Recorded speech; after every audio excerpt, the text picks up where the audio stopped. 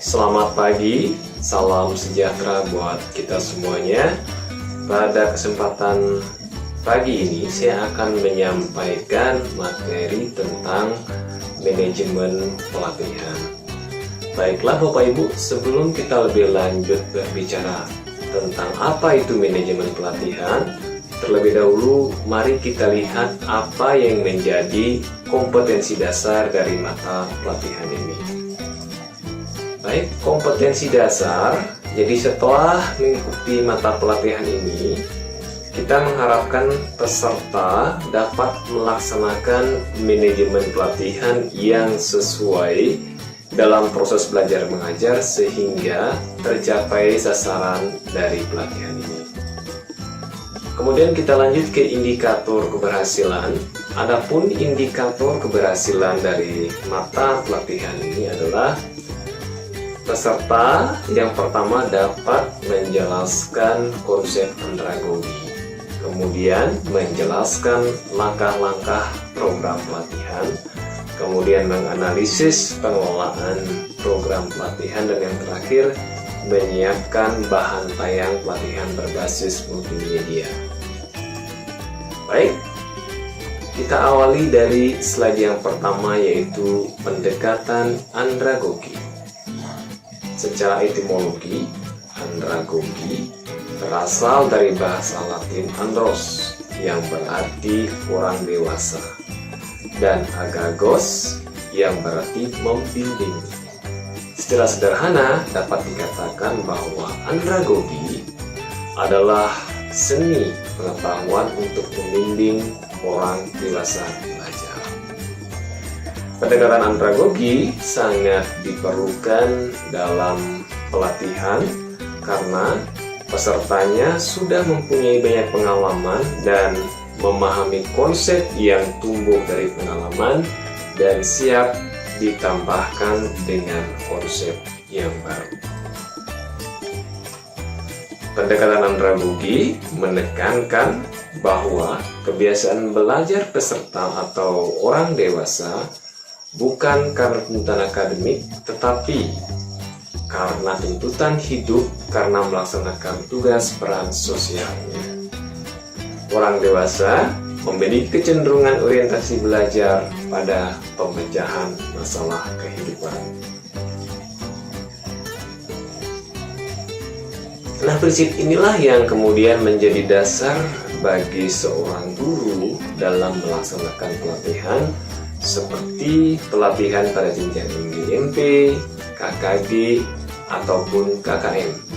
Sehingga pendekatan pembelajaran yang dilakukan selama pelatihan dapat mencapai tujuan, atau dengan kata lain, pelatihan yang dilakukan efektif. Selain itu, untuk tercapainya tujuan pelatihan, maka peserta wajib memahami pengelolaan program pelatihan. Pengelolaan yang dimaksud di sini adalah bisa menjelaskan langkah-langkah pelaksanaan program pelatihan serta mampu menganalisis pengelolaannya. Nah, langkah-langkah program pelatihan diantaranya yang pertama adalah menetapkan tujuan program pelatihan. Kemudian yang kedua, menetapkan perencanaan program pelatihan, yaitu menyusun pola dan program pelatihan sesuai rekomendasi beserta metode dan sarana pelatihan. Kemudian menetapkan pelaksanaan program pelatihan, dan yang terakhir menetapkan evaluasi program pelatihan. Baik, beberapa hal yang menjadi pertimbangan ketika mau melaksanakan pelatihan. Yang pertama, kita harus tahu dulu apa yang harus kita capai. Jadi di sini akan berbicara tentang maksud. Kemudian bagaimana cara mencapai tujuan itu, berarti ini berbicara tentang metode. Kemudian penentuan desain yang ingin dicapai, ini bicara tentang format. Nah, beberapa hal lain yang harus diperhatikan diantaranya yang pertama alokasi waktu, kemudian partisipasi peserta, kemudian ide dan kreativitas peserta, kemudian materi atau bahan yang dibutuhkan, setelah itu pengaturan pelaksanaan pelatihan, dan yang terakhir adalah evaluasi pelatihan.